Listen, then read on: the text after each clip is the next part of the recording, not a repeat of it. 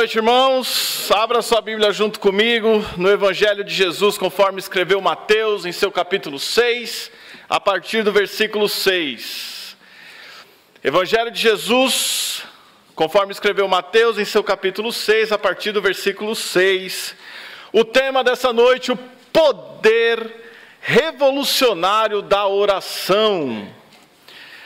Mateus 6, a partir do versículo 6, a palavra de Deus nos diz o seguinte: Mas tu, quando orares, entra no teu aposento e, fechando a tua porta, ora a teu pai que está em secreto, e teu pai que vem em secreto te recompensará publicamente. E, orando, não useis de vãs repetições como os gentios, que pensam que por muito falarem serão ouvidos.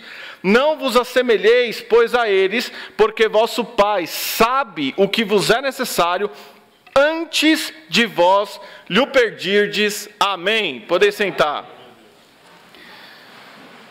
Irmãos, o Senhor Jesus Cristo aqui apresenta duas formas erradas de orar. Uma praticada pelos judeus e outra praticada pelos gentios. Naquela cultura onde Jesus habitava, a oração em público, a oração para que todos pudessem ouvir a eloquência daqueles que estavam orando, era muito comum. E Jesus, dentro do Sermão do Monte, olha para aquela oração, para aquele tipo de oração e condena. E diz assim: olha, não é em público que se deve orar. Não é para mostrar a eloquência que se deve orar. Não, o conceito que Jesus apresenta é um conceito diferente. Ao invés de orar em público, para que todos vejam a eloquência, vai para o teu quarto, fecha a porta e ora lá. Ora lá, experimenta. Os gentios, por sua vez, oravam repetindo várias vezes o nome de seus deuses, porque esses gentios aqui não oravam a Deus, oravam aos seus deuses. E o exemplo que Jesus traz aqui é, olha, eles ficam falando o nome, falando, uma oração vazia em si mesmo. Então não faça isso. Deus sabe o que você precisa, mas também não é para você orar assim: Senhor, o Senhor sabe que eu já vou falar amém. Não é isso. Mas Jesus ensina, por incrível que pareça, eu ouvi uma oração como essa de um cidadão. É verdade. Por incrível que pareça, Jesus muda esse conceito, querendo e para produzir algo importante através da oração. Jesus apresenta um novo conceito. E o que é a oração, irmãos? Falar com Deus. Falar com Deus, isso é oração. É pela oração que nós pedimos, é pela oração que nós agradecemos, e também via oração nós podemos louvar a Deus. A oração, somado com a palavra de Deus e com o comprometimento com a igreja do Senhor Jesus, formam um tripé que, quando juntos, permitem uma vida espiritual saudável. Irmãos, por que será que na palavra de Deus inteira a gente enxerga Deus incentivando a oração? Por que será que na palavra de Deus a gente vê a oração sendo tão enfatizada? Por que será que a oração é um mandamento do Senhor? Porque não é uma opção para o crente orar ou não. O crente deve orar. Tessalonicenses 5,17, orai sem cessar. A oração é um mandamento. Então nós temos aqui o poder, que é a capacidade, o poder revolucionário. Essa palavra significa que você pode mudar uma situação a partir da oração. Você pode criar algo novo a partir de uma oração. E pelo poder da oração, coisas são produzidas e coisas são tiradas da nossa vida. São muitas. Mas nessa noite, bem objetivamente, nós vamos falar de duas coisas que o poder revolucionário da oração produz e duas coisas que o poder revolucionário da oração tira. Em primeiro lugar, a oração tem o poder de produzir profundidade. Profundidade em quê, pastor? Profundidade no relacionamento com Deus. Porque a pessoa com quem você conversa no seu quarto é a pessoa, teoricamente, mais íntima que você conhece. Aqui, nós temos relacionamentos e você tem relacionamentos superficiais e profundos. Você tem o seu amigo que você conversa mais, mas tem outros que você só vê no fim de semana e só fala no fim de semana ou nos cultos. Mas com Deus, tanto um quanto o outro deve ser em comparação superficial. O Senhor Deus deve ser o seu melhor amigo, aquele com quem você fala mais. E isso produz uma profundidade na vida espiritual, uma profundidade no relacionamento com Deus que é notório. Você não deve orar para que todos vejam, você deve orar para que Deus veja, para que Deus ouça. E a palavra de Deus promete que o Senhor recompensará publicamente, mas você não deve orar visando a recompensa, você deve orar para que esta oração, para que esta vida de oração produza profundidade em um relacionamento com Deus, para que você saiba o que Deus pensa, para que você saiba o que Deus sente sobre você. Irmãos, a oração é fundamental. A oração é fundamental, porque é pela oração que nós enxergamos a profundidade na obra de Deus. Toda uma equipe na EBF foi montada, toda uma estrutura foi montada, uma correria danada. Me perdoem a expressão, é ou não é, irmã linda? E se não aparecesse criança? Mas pela fé, convites foram distribuídos, muita oração e crianças vieram. Crianças oraram recebendo a Cristo. E a gente enxerga a profundidade que a oração produz. Irmãos, certa vez estava evangelizando com um grupo de irmãos e estava com muita fome. Eu me lembro, era tarde, e eu não sei porquê, eu estava com muita fome e eu, quando fico com fome, estava falando com o pastor, isso hoje eu fico mal-humorado. Eu estava com fome e nós íamos fazer uma visita para uma família e a visita foi adiada em 1h30, alguma coisa assim. E aquilo me deu um certo até desespero e eu clamei a Deus. Eu falei, Senhor, em nome de Jesus, eu estou aqui com fome, o Senhor sabe que eu fico mal-humorado e eu não gosto de fazer as coisas do Senhor mal-humorado. Vou chegar para fazer uma visita evangelística carrancudo, isso não é de mim, tem misericórdia. Chegamos lá na visita 1h30 depois e irmãos, fizemos o trabalho. A família, 3 já tinham orado recebendo a Cristo e o filho mais velho orou recebendo a Cristo. Foi uma bênção. Toda a família se batizou no mesmo dia. Um trabalho de discipulado grandioso.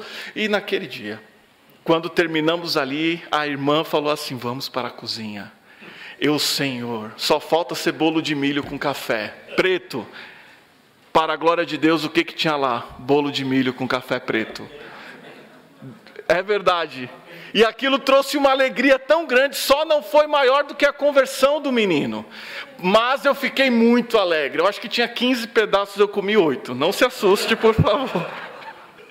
Não é algo religioso, a profundidade no relacionamento com Deus, não é algo religioso, não é algo mecânico. A oração que produz profundidade sai da alma, sai do coração, é aquela que busca de fato uma proximidade com Deus, que acredita na mão de Deus, que mesmo diante de uma negativa do Senhor, crê que foi o melhor, sabe? Isso é relacionamento profundo. Em segundo lugar, a oração, em primeiro, produz profundidade. Em segundo, a oração tem o poder de tirar a ansiedade. O texto que o pastor usou no domingo à noite, de Filipenses capítulo 4, a partir do versículo 4, ali mostra que nós devemos deixar todas as nossas inquietações nos pés do Senhor através de súplicas e orações. E a paz de Deus, que excede todo entendimento, pega os nossos pensamentos e sentimentos e guardam em Cristo Jesus. É protegido em Cristo Jesus. Mas quando olhamos aqui para este texto, isto é enfatizado. Repare, Jesus ensinando a orar, isso aqui não é uma oração de Jesus, é um modelo de oração. Por quê? Porque Jesus pede perdão aqui. Jesus é Deus, não precisa pedir perdão por nada. Mas ele ensina, ele traz um modelo de oração e ele começa assim: Pai nosso, nós oramos ao Pai. Nós temos um Pai. Este Pai é seu Pai. O Deus Criador dos céus e da terra é o seu Pai. Então você vai se preocupar com o dia de amanhã, tendo o Criador dos céus e da terra como Pai? Quando nós oramos, nós nos lembramos que a oração vai ao Pai, e saber que este Pai Todo-Poderoso é nosso Pai, nos traz tranquilidade, paz. E nós temos um Pai, veja, Pai nosso, que estás no céu. Não é um Pai terreno, é um Pai celestial. É um Pai que sabe o que faz. É um Pai que sabe o que é melhor para nós. Este é o Pai que nos guarda. Este é o Pai em quem nós cremos, a quem nós oramos. Este é o Pai. Aliás, essa história de paizinho, ai, paizinho. Jesus ensina a dizer Pai. Pai. Não é paizinho, cara lá de cima. Nada disso. É Pai. Pai. Ah, mas isso, paizinho, é intimidade com Deus. Não, você não precisa de falar paizinho para ter intimidade com Deus. Você precisa orar para ter intimidade com Deus. Não é falar paizinho. É Pai. A oração é ao Pai. A tradução aqui é Abba. Abba é Pai. Pai. É um Pai que tem autoridade. Ele tem um reino. Jesus diz aqui: venha a nós o teu reino. Essa oração clama pela vontade de Deus. É um Pai que a sua vontade é perfeita. Veja, tanto no céu quanto na terra. Então pensemos, a oração em si mesma nos faz lembrar dessas coisas e arranca de nós a ansiedade. Nós vamos ter ansiedade, o problema é alimentá-la. Quando a ansiedade vem, Filipenses 4, a partir do versículo 4, vamos orar. E na oração mesmo, o Senhor já nos traz aquela paz, já nos tira a ansiedade.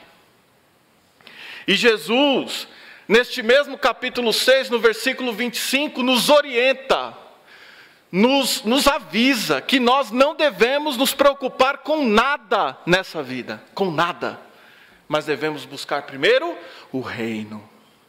Este Pai é quem recebe as nossas orações. Então, se em primeiro lugar a oração produz profundidade, em segundo lugar a oração tira a ansiedade, e em terceiro a oração produz tranquilidade. Veja só, veja comigo o texto. Porque se perdoardes, versículo 14, porque, versículo, não é o versículo 14, Pai nosso que está nos céus, o versículo 12, e perdoa-nos as nossas dívidas, assim como nós perdoamos aos nossos devedores. A tranquilidade que Deus oferece através da oração é abrangente. É na área espiritual e na área relacional, assim também como na área material. Porque veja a oração, perdoa as nossas dívidas, isso aqui é diante de Deus. Ou seja, quando nós oramos confessando os nossos pecados, o Senhor nos perdoa, a nossa relação com Deus é restabelecida, a fé aumenta, somos purificados e ficamos tranquilos novamente. Assim como nós perdoamos aos nossos devedores, aqui é algo horizontal. É quando você se livra do peso da dívida do outro. Ou seja, quando você está em paz com o outro, isso traz tranquilidade também na sua vida relacional. Sem contar o pão nosso de cada dia que o Senhor nos dá. Isso traz tranquilidade para a nossa vida também material. Irmãos, quando nós oramos, nós nos lembramos de tudo isso. Alguém aqui não comeu hoje? Por quê? Porque Deus mandou o alimento. E nós, quando oramos e nos aproximamos de Deus, nós sabemos disso. Não é uma questão de sentir, é uma questão de saber. A oração tem o poder de produzir tranquilidade em todas as áreas da nossa vida. Em todas as áreas. E assim, irmãos, se você e eu não estamos tranquilos com alguma coisa, é porque nós não estamos orando o suficiente. Portanto, o incentivo e o desafio nessa noite é ore. Ore. E você terá profundidade com Deus. Você não terá ansiedade. Ao contrário, porque a oração produz tranquilidade. E por último, a oração tem o poder de tirar a instabilidade, que é justamente o versículo 13: não nos conduzas à tentação, mas livra-nos do mal. Ou seja, a instabilidade na vida do crente tem nome, é pecado. O pecado nos traz instabilidade, mas a oração nos tira essa instabilidade. E qual é o resultado da produção da... Qual é o resultado da produção da profundidade? Qual é o resultado do fato de Deus tirar a ansiedade? Qual é o resultado de Deus produzir tranquilidade? E qual é o resultado do Senhor tirar a instabilidade? A glória dele, porque a oração termina. Porque teu é o reino, o poder e a glória para sempre. Amém. Amém.